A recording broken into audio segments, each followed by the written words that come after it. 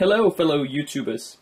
As I mentioned in the previous video of the unboxing of this MikroElektronika EasyMX Pro for Stellaris, I would be making an advanced project with the use of different peripherals.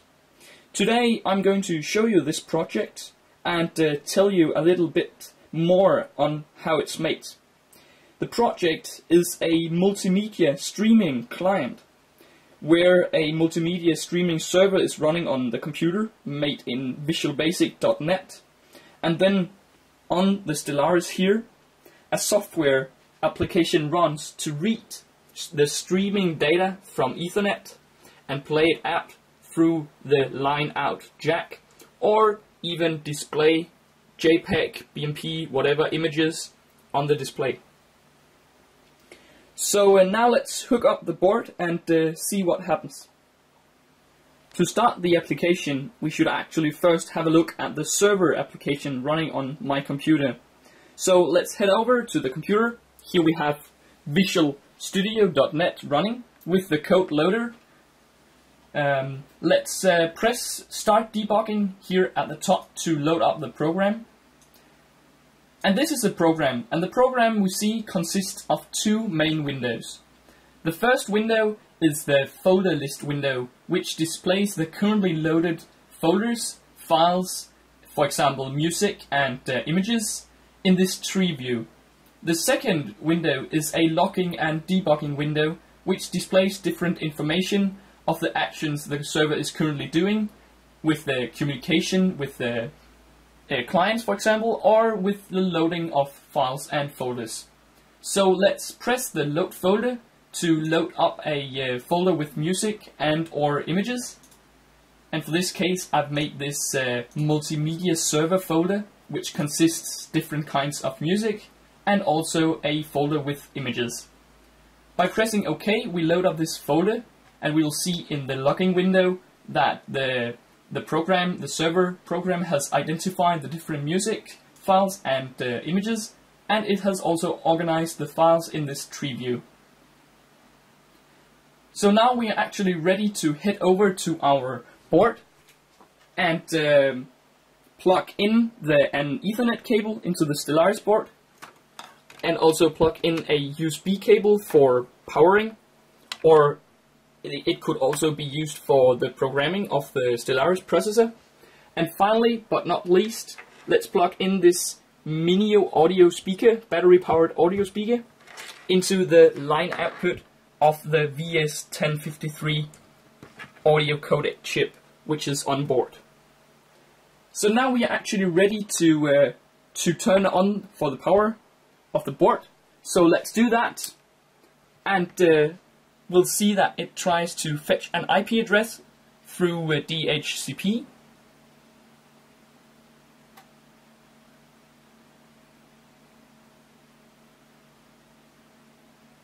And sometimes a lockup of this Ethernet controller, which is built into the Stellaris chip, a lockup occurs, so it might be in our interest to manually reset the board, but through the JTAG programmer. So I'll do that on the computer.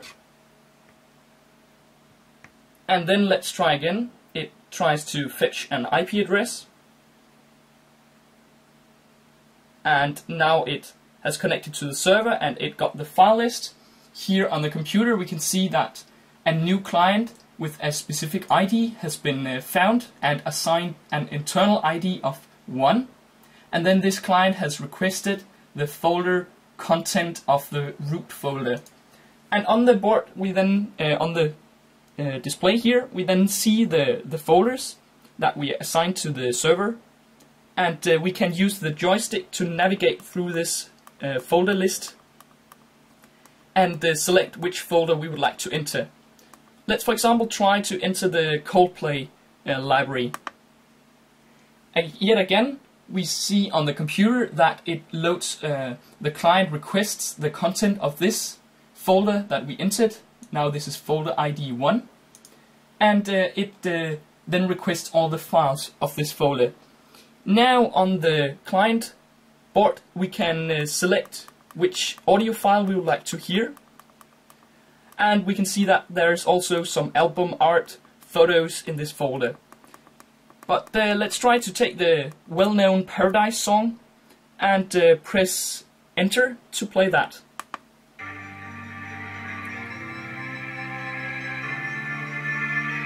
What happens now is that the server and the client is constantly communicating to transfer the audio MP3 packages from the server to the client, and the package is then streamed to the VS1053 Audio Codec, which plays it on the mini speaker. And we can see on these LEDs, these are the chip select LEDs for the VS1053. We can see that it is constantly being updated. Also on the computer, we can see that it is requesting file packages in a great row. So yeah, it works as expected. And then if we would like to cancel, we simply press down and it stops the playback, and we can go back and take another folder. We can go to one of the remix lands. It loads up the folder, and we can take whatever we like. Starts the playback.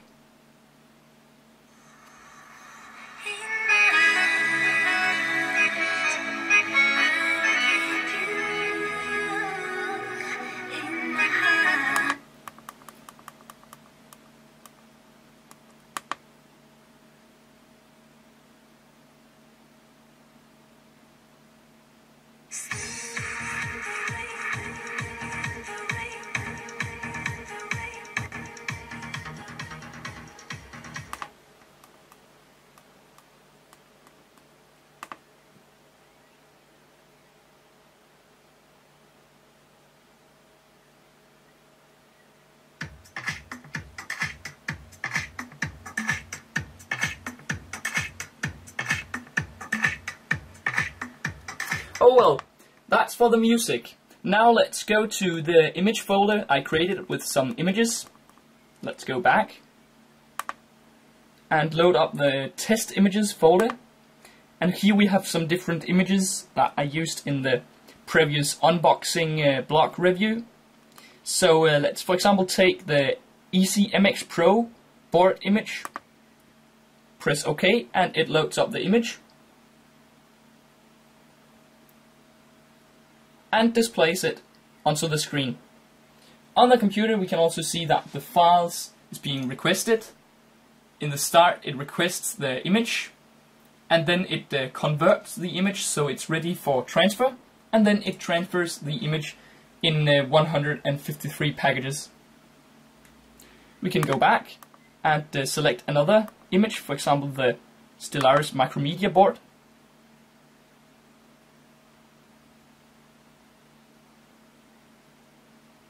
And then it displays that to the display.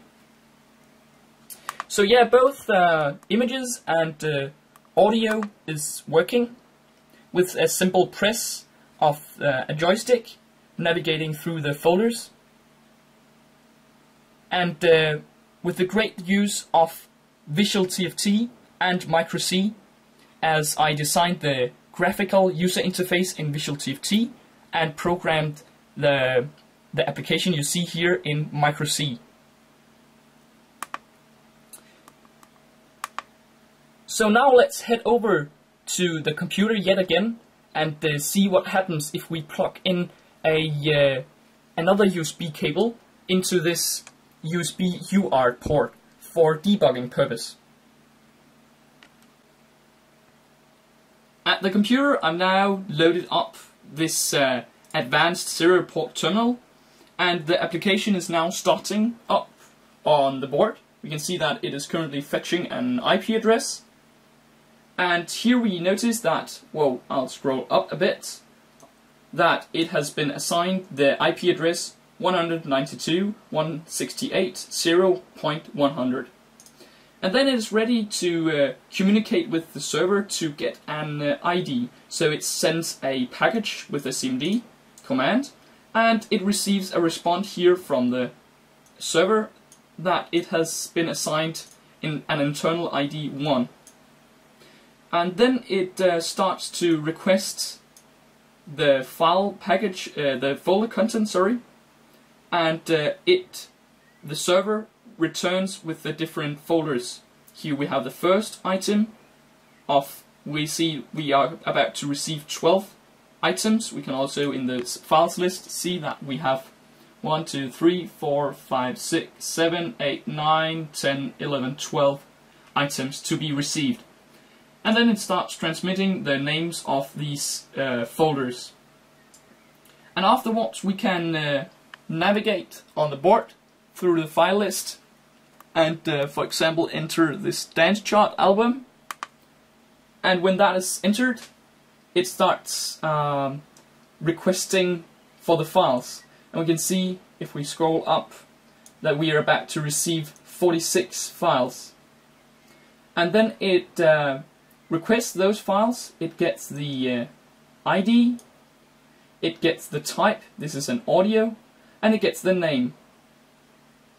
And then it's able, with these ID, to distinguish between the different files and request them when we start playing. For example, let's play this.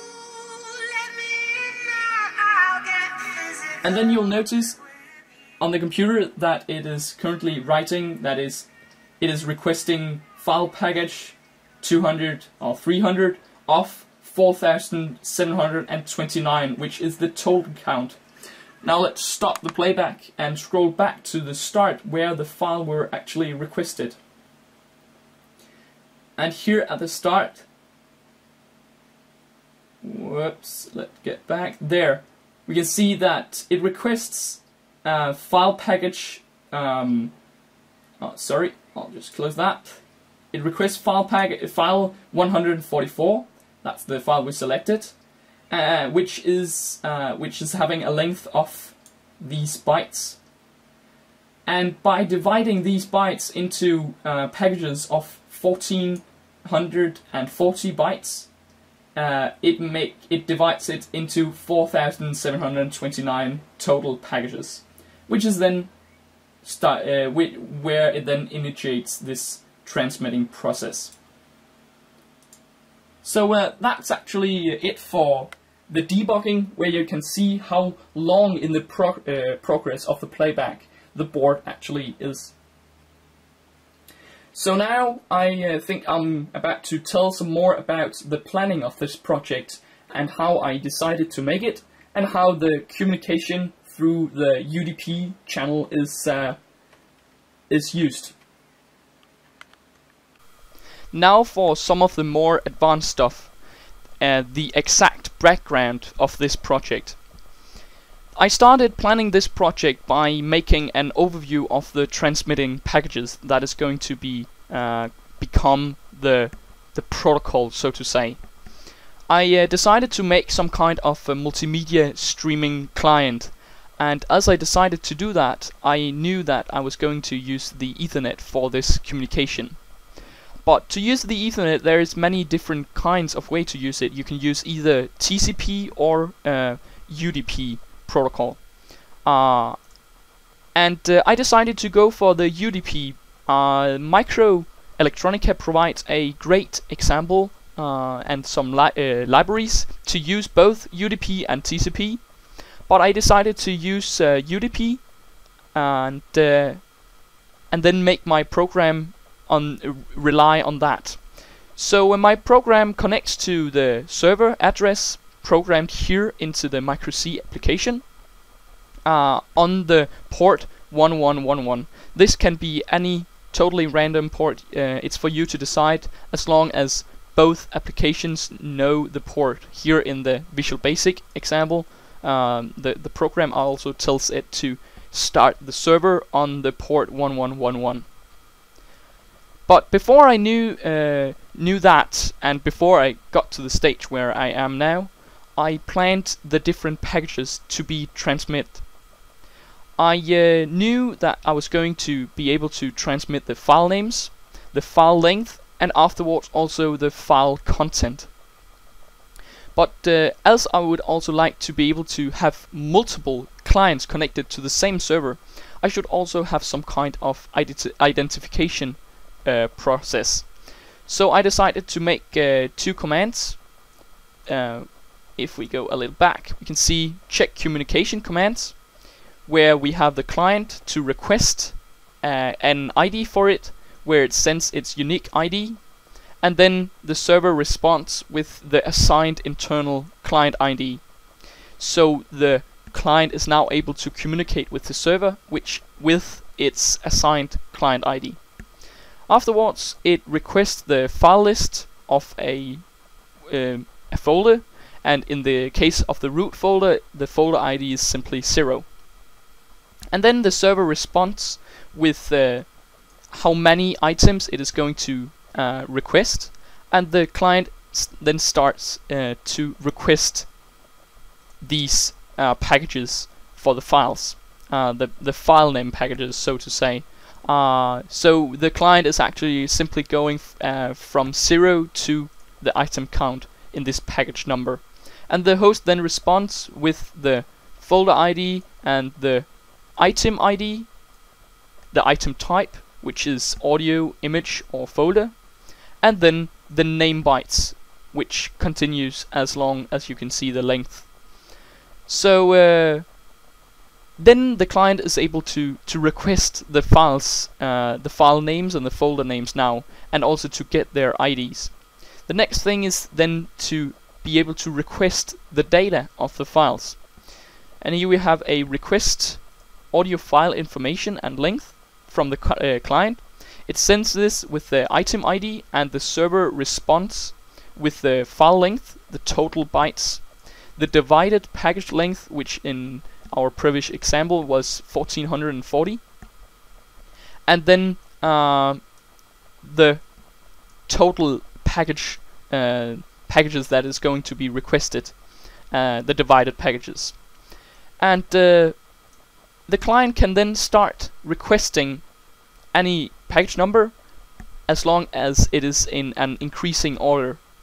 So it then starts by requesting package number 0, and the server responds with package number 0 and the data bytes from the requested number, and up to the DPL, the package length. In our case, it returns 1440 bytes. This was for the audio, and then I made another specific command for the image. As for the image, the server is actually taking care of some of the encoding and handling of the image, because the resizing of an image is a very hard task for a microcontroller to do.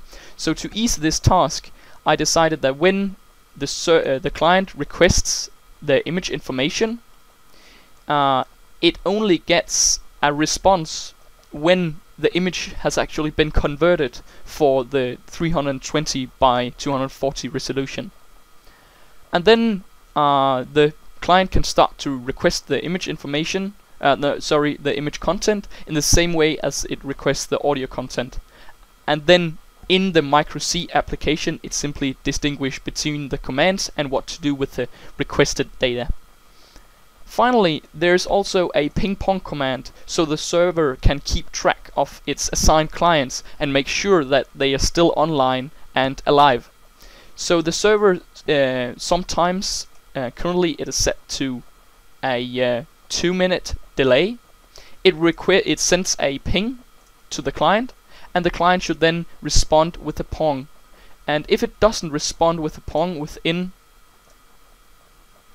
10 seconds, the server attach the client, so the client would not be able to communicate with the server anymore, because the server sees the client as disconnected. So that is actually the planning of the protocol, of this multimedia streaming protocol. And then for the programming of both the program, we have some checking, and we have some checking if the package is to this client, and then all of the